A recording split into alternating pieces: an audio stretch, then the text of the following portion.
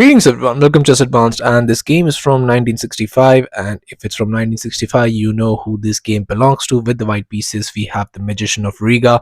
We have one of the most amazing most amazing chess players that I absolutely love, and also one who introduced us to romantic chess. We have Mikhail Tal.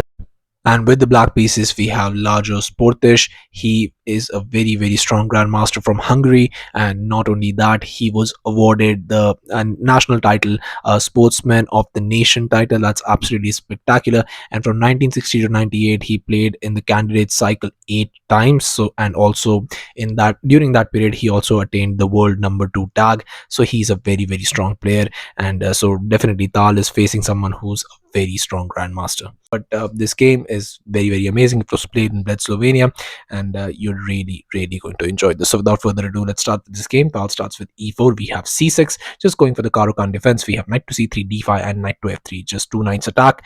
D captures, knight captures, bishop to g4 now, just putting some pressure, and most likely you're going to be trading your light squared bishop early on for that knight. And here after h3, now just going for this bishop captures, queen captures, knight to d7, d4, immediately just taking some space in the center. We have knight g to f6, bishop to d3, knight caps on e4, queen captures, and e6 was played. Instead of e6, you could also go for g6 in this position, but after bishop to g5 and bishop to g7 castles, and now you just play knight to f6, attacking the queen. And once you trade that bishop, because you don't want a queen, you don't want the queen to move away, because queen is very nicely centralized, you can get the rooks into the game, maybe even double up, and the game will be very fine. So here after bishop captures, rook a to e1, but after castles, most likely it's going to be a draw. So you should not trade that much pieces early on, because the position will lead to something that you won't like.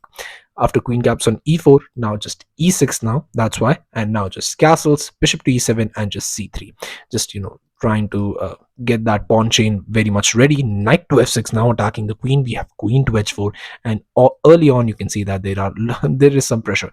So castling right away in this position would be a bit premature, but again, I think that would be fine, because I know bishop pair looks scary, queen is already on h4, there is a lot of pressure in this position, but yeah, and it's just very difficult to play anything other than that, or otherwise you could just move the queen out of the way, castle queenside, but you're going to be then facing a lot of attack there as well. So I don't know if castling queenside or kingside would be viable, but I think most likely it's either way, it's going to be not that difficult.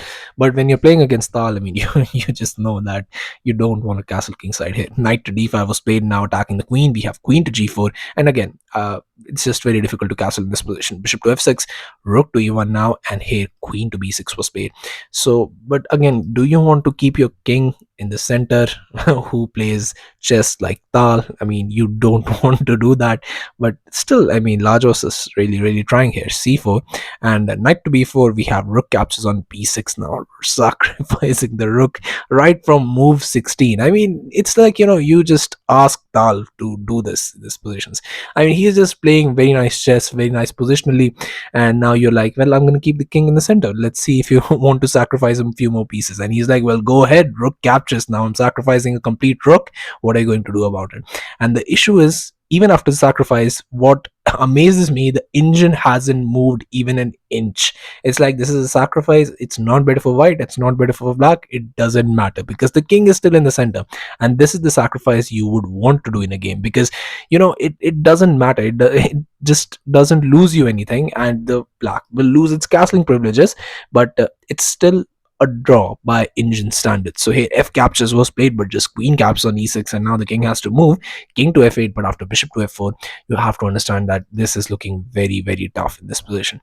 So here rook to d8 now, trying to just get the rooks into the game, and maybe hopefully not get checkmated, but now just comes c5, attacking the queen, and now just going for a beautiful move, which is this knight to d3, not moving the queen away. So I mean, his opponent is also like, you want to sacrifice pieces, I'm going to be sacrificing an entire queen, let's see what you have to say about that. So Tal is like, oh, thank you very much. C caps on b6, knight caps on f4, attacking the queen.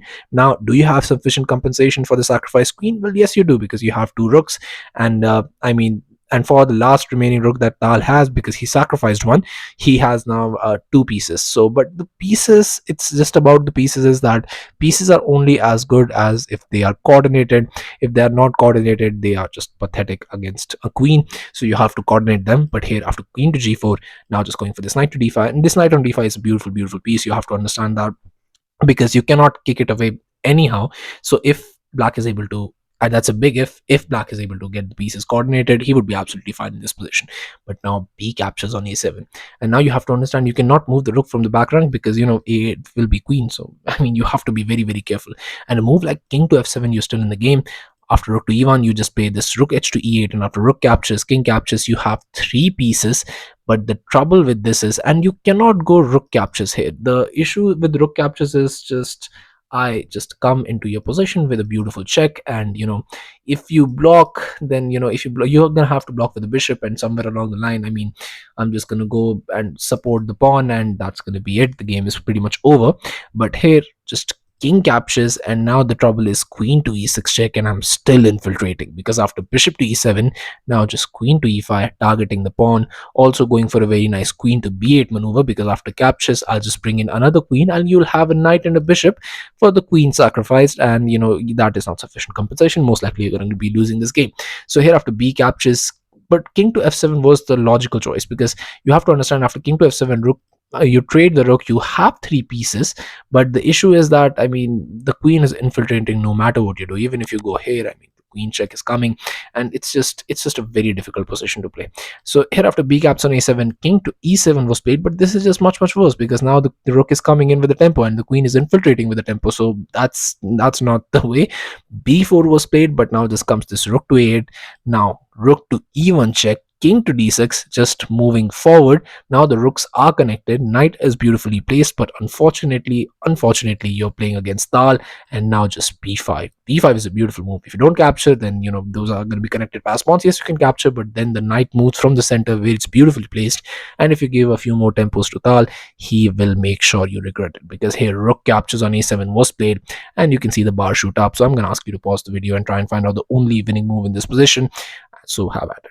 So congratulations to everyone who's able to find this move. The move is this beautiful rook to e6, because now the king moves, rook to c7, but a beautiful, beautiful final blow by Tal. Tal goes for rook captures on f6, and it was on this move, on just move 27, his opponent resigned the game, and Tal got this spectacular victory against Lajos Portisch in just 27 moves, and that's absolutely spectacular. Why he resigned, there is nothing you could do. If you capture here with the pawn, this is coming, that comes with a check, your rook is hit because of the beautiful move that you played. One move away, capturing the pawn, you disconnected the rooks. So now you have to understand. And if you capture with the knight, the same idea, but now not just the rook is hit with a check, the knight is also hit with a check. So either you lose the rook or you lose the knight. King to b6, queen caps on h8, it's just a completely losing position. Even if you capture here, I don't care, because a rook and a knight is not sufficient compensation for the queen. So that's why he resigned the game here after rook captures. A beautiful tactic found by Tal. I mean, he sacrificed first a rook and then sacrificed the last rook to end the game, and that's absolutely spectacular. Only Tal could do this. Only Tal ever did this. That's why we absolutely adore Tal, and that's why we analyze his games. So yeah, thank you all for watching. I'll be coming back with games like these, so stay tuned to the channel. And just stay updated, because I cover a lot of these games, so it just gets lost in the mix. And yeah, I'll be seeing you guys very, very soon. Thank you very much for watching.